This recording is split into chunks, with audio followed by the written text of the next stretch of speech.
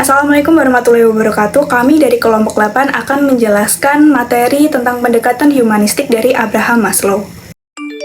Abraham Maslow lahir pada tanggal 1 April 1908 di Brooklyn, New York, Amerika Serikat. Ia merupakan anak sulung dari 7 bersaudara. Ayahnya merupakan tukang pemabuk, suka marah dan suka mengolok dirinya sebagai anak yang bodoh. Sedangkan ibunya juga tidak lebih baik. Maslow menganggap bahwa ibunya tidak memiliki hati dan cinta.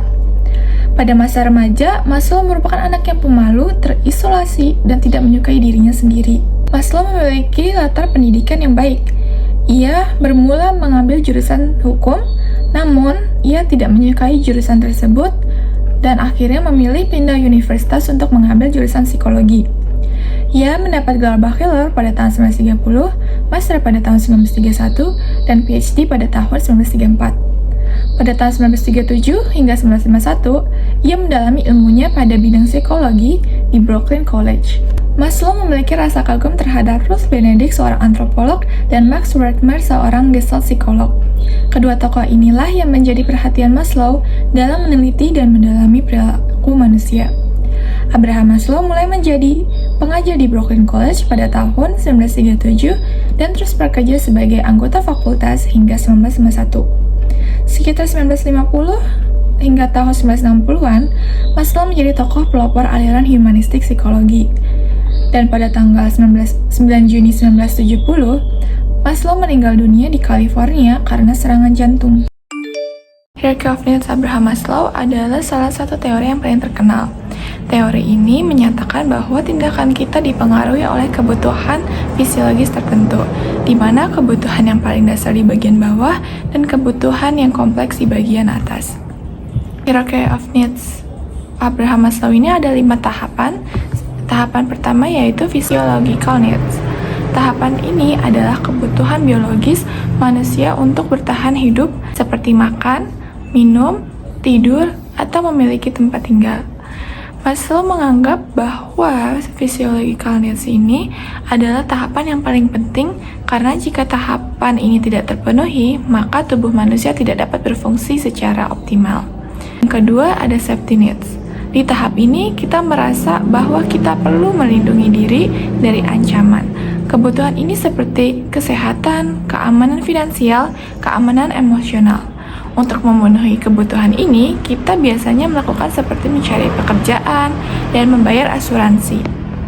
Yang ketiga ada love and belonging needs. Tahap ini mengacu pada kebutuhan emosional manusia untuk memiliki hubungan sosial.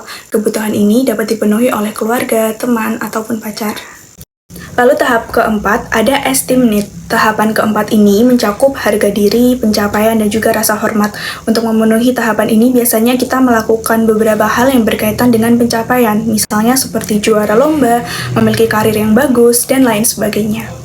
Lalu yang kelima atau yang terakhir merupakan self-actualization. Tahapan ini merupakan tahapan tertinggi dan juga paling kompleks dalam hierarchy of needs Abraham Maslow. Maslow menggambarkan self-actualization itu sebagai keinginan untuk mencapai segala sesuatu yang seorang bisa untuk menjadi yang paling bisa di antara yang lain. Kelebihan dan keterbatasan teori humanistik Maslow. Yang pertama, kelebihannya ada membawa manusia ke arah yang lebih positif. Dengan adanya tingkat piramida, itu menjadikan manusia untuk lebih ingin dari apa yang mereka dapatkan.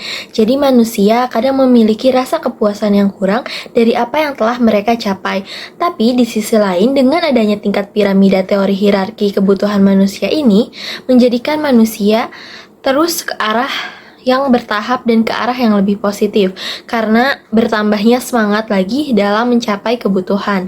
Yang kedua, menjadikan manusia memiliki kebebasan. Setiap manusia mendapatkan kemampuan untuk memilih dan menentukan tindakan karena setiap manusia berhak mencapai tujuannya masing-masing tanpa paksaan dari lingkungan atau dorongan yang tidak disadari. Yang ketiga, mengedepankan hal-hal humanis. Humanis mempunyai anggapan bahwa manusia adalah objek yang paling penting.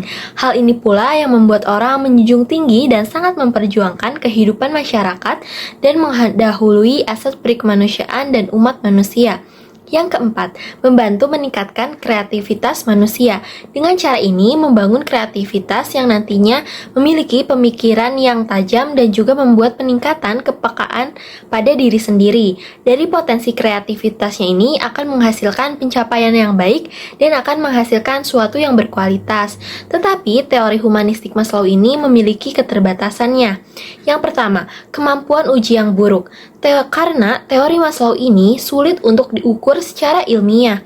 Contohnya seperti konsep perkembangan manusia dan aktualisasi diri.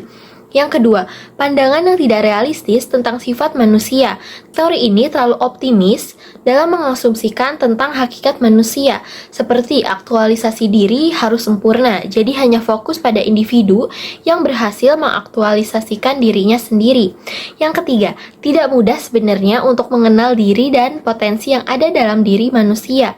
Yang keempat, teori Maslow ini belum ada riset yang sah, karena Maslow tidak memberikan substansi yang empiris dan beberapa studi yang berusaha membuktikannya tidak menemukan bukti pendukung. Perbandingan dan perbedaan maupun persamaan dengan pemikiran tokoh lain. Teori kepribadian kebutuhan dasar Abraham Maslow memberikan kesimpulan bahwa setiap manusia yang dilahirkan memiliki kebutuhan naluriah untuk mendorong pertumbuhan dan perkembangannya. Manusia memiliki suatu kebutuhan-kebutuhan yang membentuk hierarki, dari yang terpenting hingga yang paling tidak penting, yang paling mudah hingga yang paling sulit didapat. Kebutuhan paling dasar yang harus dipenuhi sangat mempengaruhi pembentukan motivasi dalam diri manusia. Terdapat beberapa perbandingan, perbedaan, serta persamaan teori Maslow bersamaan dengan tokoh humanistik yang lain. Teori humanistik yang mencakup pandangan Abraham Maslow adalah manusia merupakan makhluk yang mendapati, menjiwai, serta memiliki harga diri dan suatu tujuan. Oleh karena itu, penelitian tetap membolehkan untuk melakukan analisis secara rinci dari berbagai bagian jiwa manusia. Kesimpulannya, dalam prosesnya, manusia tetap dianggap utuh, menyeluruh. Naluri-naluri dasar yang ada pada diri manusia menjadi bentuk nyata dalam suatu kebutuhan.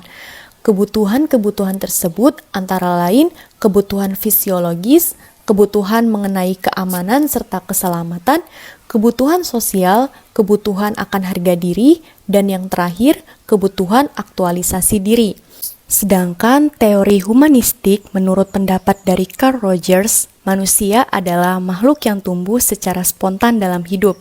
Sedangkan untuk terapi yang dilakukan berdasarkan kerangka klinis terapi humanistik harus dilakukan oleh dua orang yang memiliki kontak emosional, yakni klien dan terapis. Selama proses terapi, faktor yang terpenting adalah motivasi dalam diri sang klien, bukan karena teknik-teknik penilaian yang ada. Motivasi yang muncul merupakan proses aktualisasi diri yang berkembang untuk menjadi dirinya sendiri melalui sifat-sifat karakter serta potensi psikologis yang unik. Sekian penjelasan dari kelompok kami, kurang lebihnya mohon maaf. Wassalamualaikum warahmatullahi wabarakatuh.